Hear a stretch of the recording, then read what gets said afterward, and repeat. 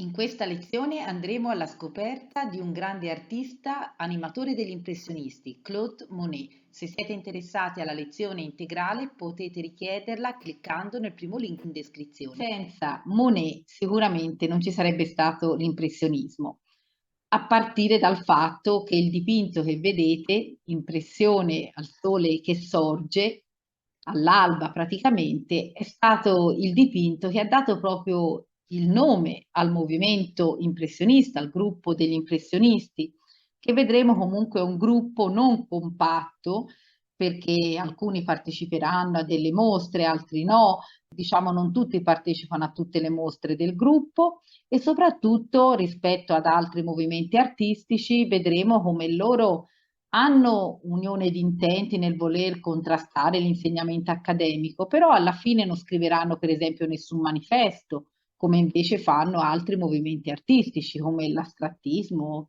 come il futurismo per esempio, no? Andiamo a vedere innanzitutto la pittura impressionista, quali sono gli elementi fondamentali. Innanzitutto l'impressionismo, la mostra diciamo che dà avvio alla pittura impressionista è del 1874 e considerate che fino al 1886 fanno le mostre. Questo gruppo di artisti che vi ho detto non è un gruppo comunque omogeneo, faranno ben 8 mostre. Renoir, per esempio, partecipò solo a 3 delle 8 mostre del gruppo. Un sostegno a tutto questo gruppo arriva dal gallerista Paul Durand-Ruel. Attirarono le loro opere molto critiche, le opere sia di Sisley, di Renoir, di Pissarro, di tutti questi artisti. E cosa avevano però in comune? Ve l'ho scritto qui, l'attimo fuggente, la volontà di rappresentare qualcosa come uno scatto fotografico. Nata la fotografia, gli artisti si sentivano in un certo senso messi in secondo piano. Se uno voleva farsi un ritratto, prima della fotografia doveva per forza interpellare un pittore, oppure se uno voleva rappresentare uno scorcio della sua casa o voleva rappresentare qualsiasi oggetto o situazione, venivano chiamati, diciamo, i pittori. Ecco che allora loro rimane non la volontà di rappresentare la realtà così com'è, che già lo fa la fotografia, ma rappresentare l'attimo fuggente, qualcosa di istantaneo, di immediato e catturare proprio un'impressione. Quindi gli artisti non mirano alla realtà, ma a un'impressione che da essa ricevono. Come vi ho scritto qui, queste sono cose fondamentali da sapere. Altri punti fondamentali sono quelli legati appunto alla loro volontà di andare a dipingere en plein air. Perché logicamente, lo sapete, le sessioni prima di pittura venivano fatte negli studi.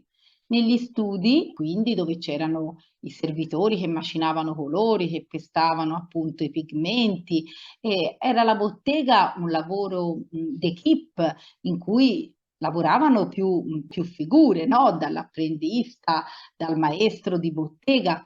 Ecco, gli impressionisti, soprattutto lo vedremo, sarà proprio Monet a invitare i colleghi a andare a dipingere all'aperto. Logicamente anche lui l'aveva appreso da un suo maestro, però loro lo faranno in maniera sistematica.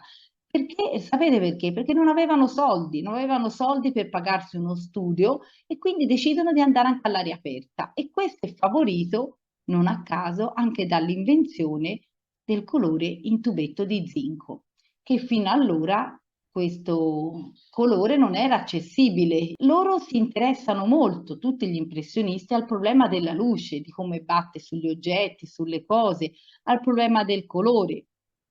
Loro, per esempio, toglieranno l'idea del chiaroscuro, che sempre era insegnata alle accademie, no? L'idea del disegno, il disegno preparatorio che richiedeva il disegno classico, no? Con il chiaroscuro, con i contorni fumati. Ecco, loro bandiscono tutto questo e cercano invece di cogliere proprio un'impressione.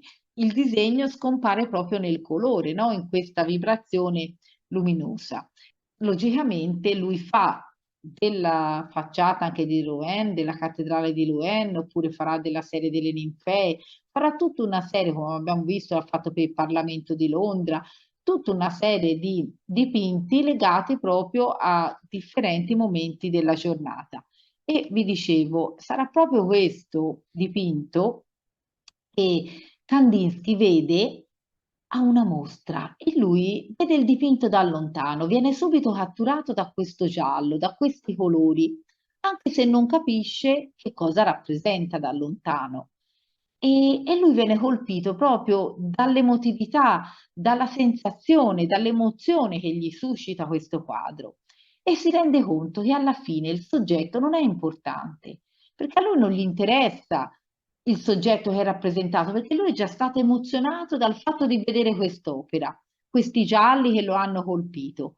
E quindi lui fa una scoperta sensoriale, scopre che colore e forma danno vita a qualcosa che anche se il soggetto, diciamo, non sappiamo che cos'è, ci può comunque emozionare e questa diventerà il là per Kandinsky per avviare un'arte che è fatta di emozioni, di sensazioni, di colori e di forme, anche senza avere attinenza con la realtà, perché lui apprezza questo dipinto pur non capendo all'inizio che cosa rappresenta. E qui darà l'avvio proprio a quella che diventerà l'astrattismo, poi la trasmissione emotiva è superiore praticamente alla narrazione, alla narratività. Guardate tutta la serie delle cattedrali di Rouen, ne fa circa una trentina dedicate alla facciata e qui vedete la facciata, il disegno scompare nel colore, come vi dicevo, non sembra mai la stessa perché è colpita nelle fasi diverse. Questa è la vera, una foto della cattedrale di Rouen e qui sono ancora tutte le varie facciate colte nei vari periodi dell'anno. Guardate, la pittura è veramente sempre più immediata, non ricorre ai bozzetti, quasi mai gli impressionisti, per esempio, faranno i bozzetti, non ci saranno bordi netti. Vedete, non vedete il disegno, non vedete bordinetti, guardate questo, si perde addirittura e soprattutto dipingono, vi ricordo, all'aria aperta. E termino con questa ultima opera legata all'orangerie in cui le persone sono immerse, dicevo, in questa natura e considerate che in occasione dell'armistizio dell'11 novembre del 1918, Claude Monet, dopo la Grande Guerra, offrì alla Francia le sue ninfee.